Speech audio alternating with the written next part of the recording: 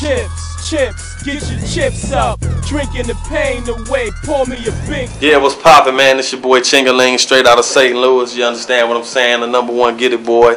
And right now I'm shouting out my folks, DJ Mega Meals. You know what it is, baby. Hold it down, handle your business, make them meals. What can I say? They got them folding up the clothes and shit, man. I had shit all over my room and shit, so I'm trying to straighten it up a little bit. I got some hot coming on a little late. What was going on was like, it was just basically a misunderstanding, miscommunication with you know, this certain lawyer or whatever tried to say that certain people was mismanaging money of mine and shit. Just like the average motherfucker, if a lawyer tell you that who's supposed to have your best interest, you gonna pause and be like, you know what I'm saying, hold up, like what's going on. But in the back of my mind, like I didn't really believe this shit, but I didn't know, so I ain't really say much. And you know, that's what led to the miscommunication and shit. And that's the whole fucking thing, like, you know what I'm saying? So it was what it was, man. But Billboard Awards week, you know, we was all staying in the same hotel and we ran into each other and everybody wanted to talk, was willing to sit down and talk and shit. So we went up to Chris' room, chopped it up like man, put the shit in the past. Went out to the club, had some fun, and back on Disturbing the Peace. On this side, man, I just kind of touched more on like a subject, a few, which I ain't really known for talking about. Like, you know what I'm saying? Just like this joint I got with Anthony Hamilton was more on some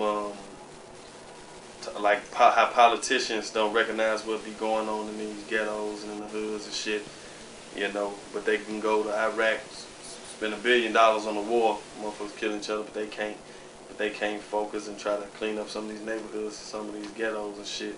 You know, that's something I'm speaking on in that song, and as well as like young black men, man, who get wrongly convicted of crimes and shit, go to jail, they had to do 10, 15 years, motherfucker get out, try to go get a job, try to do something right, can't get a job, so nigga had to turn back to the street, you know. Underage pregnancies, all these little ass girls out here, 14, 12. I know a little girl that was 12 years old was pregnant. She 12 years old, like what the fuck she know, you know what I'm saying? How she gonna have a baby at 12 years old? You know what I'm saying? So underage pregnancy, it's just about a lot of serious shit. And this joint I got called Lovely Ladies, in which a lot of these, like I said, once again, politicians and shit, they be attacking hip hop, trying to say artists and people like us degrade women and shit. So I try to make something, you know, showing appreciation towards my mother, my grandmothers, my aunties, my little sisters and shit, just all the women around the world in general, because, you know, without them we wouldn't even be here, you know what I'm saying? It had a lot to do with growing up, you know what I'm saying, maturing in this business, because it's a crazy ass business, and at any given time, man, you let the motherfuckers strike you, these snakes, and they will. So, you know, I'm just trying to grow up and be more involved in my career and shit. Actually, man, like, I've been doing this shit a long time. Like, a lot of people don't know that. I've been doing shit since, like, 88, 87. And, you know, I just nailed, you know, Nelly never been doing it, but they just happened to make it first. You know what I'm saying? I was actually doing the shit before them. Like not trying to tear them down or nothing, but it's the truth. Actually, man, I've been knowing Keywan and Murphy Lee for a long time. I even met Nell and all them. We all was working with this producer. This is about in 92, 93. We was all working with this producer named Tall Boy. He was actually Jaquan. They made beats for Jaquan on his album shit when he came out. But we was all working with the producer Tall Boy, and we all used to go to his house trying to get beats and shit. So sometimes we'll be over there, Nell and them will pop up, come over there, and everybody will just be in the room. He'll probably be playing some tracks and shit. We just all be in there vibing, rapping and shit. That's how I even know him. You know what I'm saying? That was like 92, 93. And I mean, we cool. Like, we cool now. You know what I'm saying? You know, we had our differences or whatever. You know, it's just, man, when you got, like, I got niggas in St. Louis, a crew, whatever. You got crew. You know, motherfuckers start talking. Shit lead to this and shit lead to that. And we got caught up in shit, and then we was going back and forth, and you know what I'm saying, but that shit all dead now, man. We grown ass men, you know what I'm saying, and niggas just ain't We got kids, dog. I got a 10-year-old, like, you know what I'm saying? 2-year-old niggas just ain't got time to be. Yeah, it just ain't got time to be going through that bullshit, man. It's getting more fucked up out here in this economy and this motherfucking civilization. So just time to cut all the bullshit out and get money. Ain't no reason to be hating on another man for what. Yeah, no, that seems like it's a lot of separation from that shit. Me, actually, like, you go to St. Louis, I got records with a gang of underground motherfuckers. I get on the records, like, you know what I'm saying, and actually, like, the song I got called St. Louis Niggas is St. Louis Anthem. You know what I'm saying? It didn't make it on my album, but I don't know why, but they still play shit in St. Louis. It was a hard ass record though, and I had Huey on there, Baby Huey, and I had Jenna, a up-and-coming artist from East St. Louis, on there.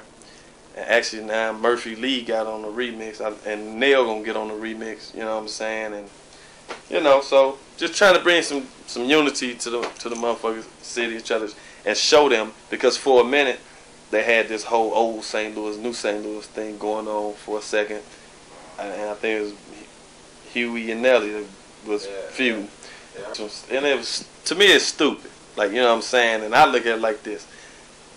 From my point of view, like, if I wanted somebody on my song and they didn't get on it, me, just as a man, I'm not going to even take it personal like that. I don't know Huey's reasons behind it, you know what I'm saying? That's their thing. But the whole new St. Louis, it was actually separating motherfuckers, though. Like, it was separating motherfuckers. The motherfuckers was taking sides and woo-de-woo-woo. But it ain't no new St. Louis, old St. Louis. It's just St. Louis. Motherfuckers need to learn how to work together. Instead of all the time trying to down each other because the motherfucker won't do this, and that, they need to start trying to work together. So I ain't support that shit. I ain't support that shit. And I had a radio show in St. Louis every Sunday called STL Home Jams, where I brought all the local artists on the show and interviewed them and played their music. You know what I'm saying? Because I try to goddamn me show love to the city.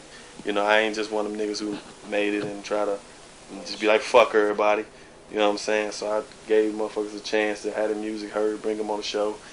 And we spoke about that new St. Louis, old St. Louis shit. And a lot of motherfuckers was siding up and taking sides and was like, fuck Nelly, motherfucker, fuck you. You know, and it was all stupid. Like I said, motherfuckers needs to learn how to work together. I got love for a lot of people over there at Capitol, but the president over there and everybody, they didn't know what direction to take me in. They didn't really know how to work urban music. And as you know, they never had a big hip hop artist, like for real hip hop, because Hammer was really pop. And since me or whatever, my second album went platinum. The last album went gold. But see, you gotta understand this. My second album, I came out with one single. Well, half of a single, because I came up with a single on the remix, and that was it, because they ain't know what the fuck they was doing. And the third album, we came out with joined with Tyrese, and we dropped Them Jeans, but they halfway pushed Them Jeans, and like they just dropped the ball, period, on the albums. Like, they dropped the ball because they didn't have that direction in which, if Disturbing the Peace was involved, like, you know what I'm saying, to give them that direction and knowing what they doing. So when me and Disturbing the Peace got back together and started talking or whatever and situating our situation, that was around the time Capitol was merging with Virgin Records, because they was going through some whole shit. They had problems and shit. So my lawyer asked me, did I want to get off Capitol? And I was like, yeah, shit, you can get me off that. It's whatever. When I got off Capitol, I was signing Def Jam probably in that next month. So it didn't take long at all. And my lawyer got that shit done. Next thing you know, I got a name. And now, you know, some motherfuckers got fired from there, laid off or whatever. Like you say, it's about keeping the lights on. And I got a name, so of course I'm gonna get a date for an album. You know what I'm saying? But it's a blessing though. Goddamn me, I've been struggling to do this shit for so long that, like, and Shaka, you know, that's why I appreciate Shaka for giving me the tag, I guess. That's why I appreciate Shaka for giving me the chance that, you know, that he gave me, you know, for even listening to my music, calling back and being like, finish this song, tell him to finish that song, man.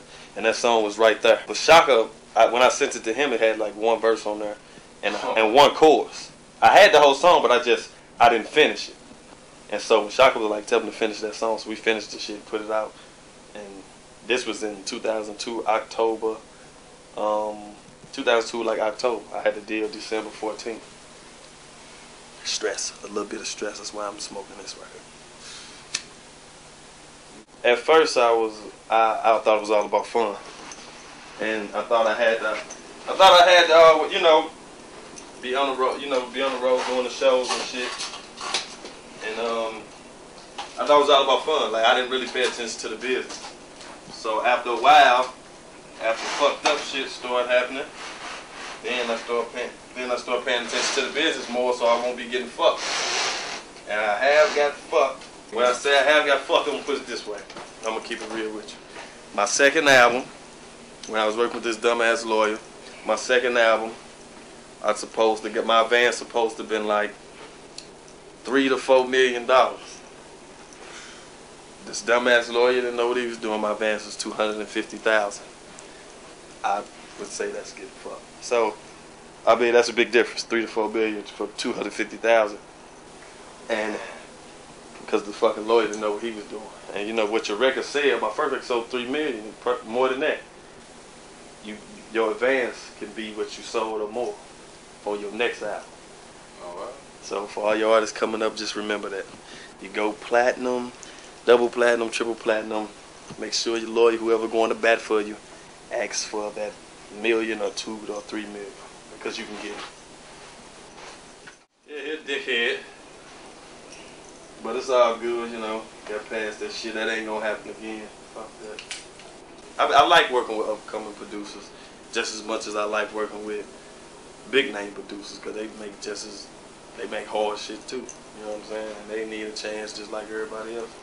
And versus me paying 10 for a track, then going to pay $80,000 for a track from a big name motherfucker and still get good music. Not knocking nobody, you know what I'm saying, but it's true. And there's a lot of producers out there, 100,000, 80, 150, 125. You know, they got big names, and they got shit. I done work with Scott Storch, Timberland. No, these shit is up there. College Park, JERMAINE, DUPRE. I work with a lot of motherfuckers. R. Kelly. No, I wasn't about to sign one. We just worked together. He cool, a friend of mine. We just worked together. Shit, that was really it. I wasn't finna sign with nobody. It was rumors saying I was finna sign with G-Unit. I actually talked to 50 a couple times, went to his office. Because he was trying to start G-Unit South shit. But I'm not from the South, so I was like, I wouldn't do G-Unit South. If he was talking about G-Unit Midwest, I'd do something like that. But I was talking to him one time, and he was like, look, I'm gonna do your song right there. You do one of my songs, like you dissing me or whatever, woo-de-woo-woo. And when you come out on the show, do your song. And he did the shit just, you know, I actually, that's when my first album came out. I'm saying that's when his first album came out, woo-de-woo. But I'll do the shit, then he'll do my shit. Like, it was, you know, just to have the fans like, man, he's saying something about 50 or, you know. But it was all in the plans. In 5 years, shit. I mean, if I'm still rapping, this is all good, but I want to be doing that out of fun, just to be doing it. I'd rather be running the label, managing, putting out orders or some shit, and running some businesses. Yeah, you'd be definitely a fool not to learn something in this business. And then I got, like, Shaka Zulu, very smart dude, know how to get shit done. Jeff, smart, know how to get shit done. So, being around them, you learn a lot from the business, you know what I mean? So, I definitely learned something. Definitely learned some shit. Writing some scripts, so trying to get into the side of that, you know what I'm saying? So just trying to work, just trying to stay relevant, keep it moving. Yeah, what's poppin', man? It's your boy Chingy, the #1 get it boy. And shit, you know what it is, Chips DVD, baby, and we all out here trying to get chips, you know what I mean? So stay on your hustle, stay on your grind, cause I'ma stay on mine. Yes, sir.